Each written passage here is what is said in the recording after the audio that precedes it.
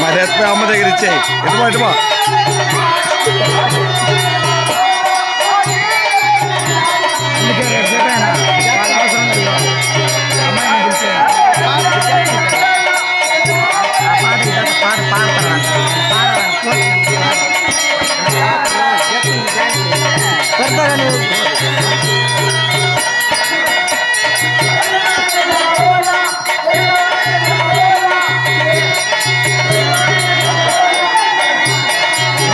నుంచి వచ్చిన ఆలమడుగు నుంచి కూడా వచ్చినా